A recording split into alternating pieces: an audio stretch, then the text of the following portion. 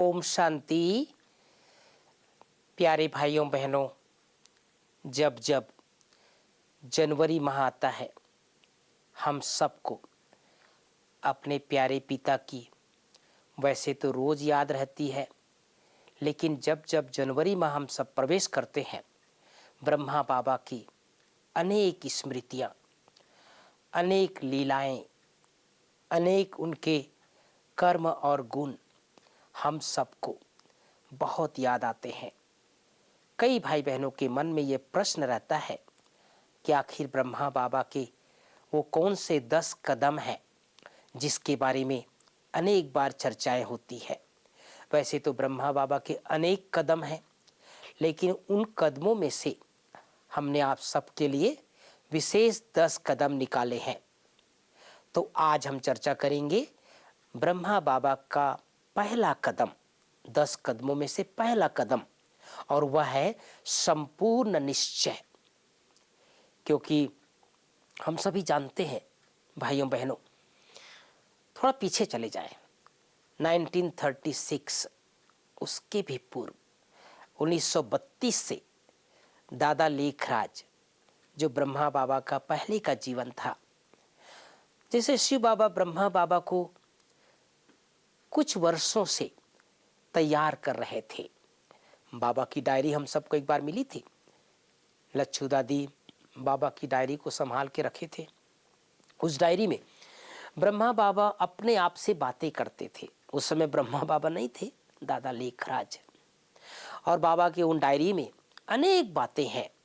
जैसे बाबा कहते थे, अपने मन से बात करते थे, अपने कर्म इंद्रियों से बात करते थे। बाबा लिखते हैं, उसमें डायरी में लिखे हुए हैं कि हे मन, तुमने मुझे बहुत धोखा दिया, अब मुझे तुमको कंट्रोल करके रखना है, अब तुम मुझे धोखा नहीं दे सकते। जैसे बाबा रात को अपने कर्म इंद्रियों की कचहरी लगाते थे, राज दरबार लगाते थे और अपने कर्म इंद्रियों से बातें करते थे। तो ब्रह्मा बाबा कहाँ लौकिक दुनिया में बहुत बड़े व्यापारी, राजाओं महाराजाओं से जैसे जीवन आप सबको बताना चाहता हूँ कि बाबा का जो मुख्य व्यापार था वो सोना चांदी हीरे का था। बाबा का कलकत्ता में, बॉम्बे में, हैदराबाद, सिंध में अनेक जगह विशाल व्यापार था। लेकिन जैसे ही शिव बाबा का सत्य परिचय मिला, और परिचय से पूर्व जैसे बाबा तो तलाश में थे ना, तभी तो बाबा ने 12 गुरु किए थे। हम में से अनेक लोग ऐसे भी होंगे जो एक भी गुरु नहीं किए होंगे, या हो सकता है किसी ने फॉर्मेलिटी, चलो भाई लौकिक दुनिया के हिसाब से गुरु कर लेते हैं। लेकिन बाबा एक के बाद एक 12 गुरु किए। मैं कभी कभी सोचा करता हूँ क्यों बाबा ने 12 गुरु किया। इसके पीछे एक रहस्य है, क्योंकि बाबा को तलाश थी सतगुरु की, और उस सदगुरु की तलाश में बाबा एक के बाद एक गुरु करते रहे। और 12वां गुरु से भी जब बाबा को संतुष्टि नहीं हुई, तब बाबा को संसार से वैराग आने लग गया था। और इसीलिए बाबा कई बार बनारस में, जो बाबा का एक दोस्त था, वो दोस्त के मकान जो खाली रहता था, एक कोठी बंगला जैसे रहा था, उसमें बाबा कई बार जाकर के रात भर तपस्या करते थे। और उसी तपस्या के स्वरूप एक दिन बाबा को शिव बाबा का साक्षात्कार हुआ। उसके बाद तो बाबा का पूरा जीवन बदल गया। वो बहुत लंबी कहानी है, लेकिन मैं आप सबको इतना ही बता देना चाहता हूँ कैसे शिव बाबा के ऊपर ब्रह्मा बाबा को संपूर्ण निश्चय हुआ। जैसे ही बाबा ने अपने कारोबार समेट करके सिंध हैदराबाद आए, वहाँ भी बाबा के घर में लौकिक गुरु, जो 12वां गुरु था, उसका सत्संग चल रहा था। और बाबा सत्संग के बीच से उठ करके अपने कमरे में गए। तब उस समय बाबा अपने लौकिक गुरु का बहुत आदर करते थे। सबको आश्चर्य हुआ कि बाबा कैसे सत्संग से बीच से उठ करके कैसे चले गए, ऐसे तो बाबा कभी जाते नहीं थे। तो बाबा की जो बहू थी, बहू पीछे पीछे गई कि आज बाबा को क्या हुआ। जब पीछे पीछे गई कमरे में, तो आप सबको दृश्य याद रहना चाहिए। बाबा उस समय अपने कमरे में थे और अंतर ध्यान में मग्न थे। प्रभु प्यार में मगन थे और पूरा कमरा जैसे सुनहरा लाल प्रकाश से भरपूर हो गया था, नेचुरल। अभी तो हम लोग बाबा का कमरे में या मेडिटेशन रूम में लाल लाइट लगाते हैं, वो लाल लाइट नहीं लगी थी, बल्कि नेचुरल लाल प्रकाश पूरा कमरा में, और एकदम स्पिरिचुअल ऊर्जा, एक आध्यात्मिक ऊर्जा पूरे कमरे में फैला हुआ था। और उस समय बाबा के मुख से निकल रहा था, निजानंद स्वरूपम शिवोहम शिवोहम, ज्ञान स्वरूपम शिवोहम शिवोहम, प्रकाश स्वरूपम शिवोहम शिवोहम। अर्थात शिव बाबा ने इन 3 शब्दों में ब्रह्मा बाबा को अपना संपूर्ण परिचय दे दिया।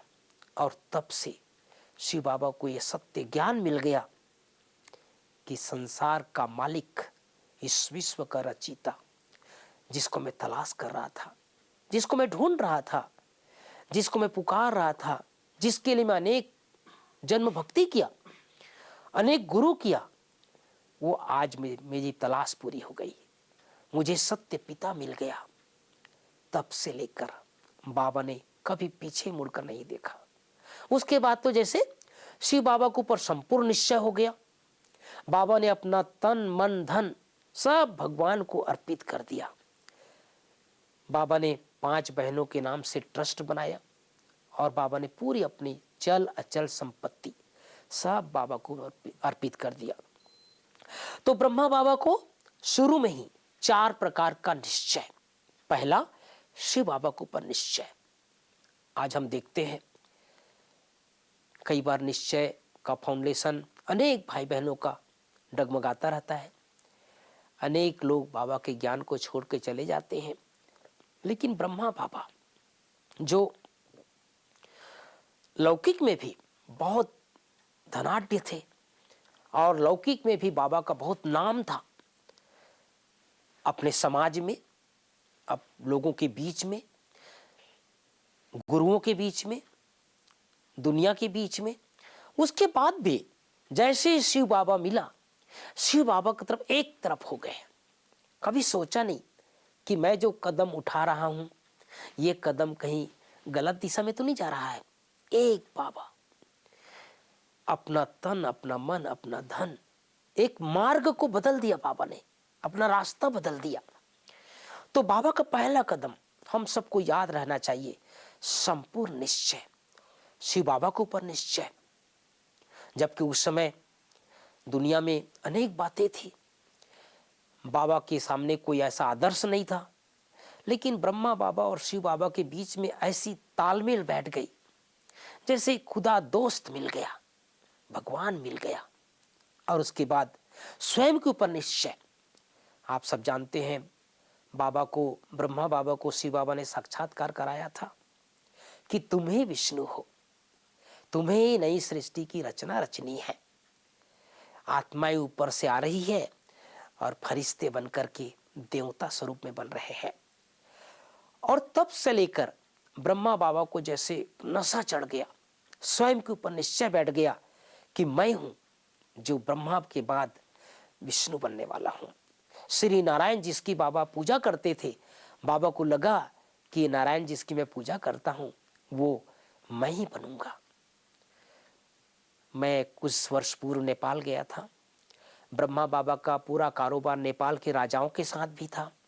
वहां काठमांडू में एक छोटा सा तालाब है, उसमें विष्णु जी एक शेष सैया पर लेटे हुए हैं, जिसको बाबा कई बार मुरली में याद करते हैं।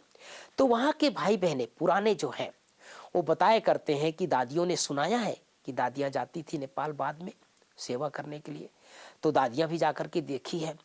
तो बाबा बताया करते थे कि बाबा जब लौकिक बिजनेस के लिए नेपाल जाते थे, काठमांडू जाते थे, तो बाबा उस तालाब में जरूर जाते थे जहां पर विष्णु शेष सैया पर लेटे हुए मगन है। आजकल तो उसको चारों तरफ से घेर दिया गया है। और बाबा अनेक प्रकार के विचारों में खो जाते थे और बाबा घंटों घंटों उस विष्णु के सामने बैठा करते थे। तो मैं जब सुना तो मुझे पता चला कि देखो बाबा को कितनी अपनी लौकिक में भी एक ईश्वरीय नशा दिखाई पड़ता था। भले बाबा को पता नहीं था कि मैं विष्णु बनूंगा, लेकिन बाबा को जैसे स्मृति आती रही होगी ना, एक खिंचाव हुआ करता था।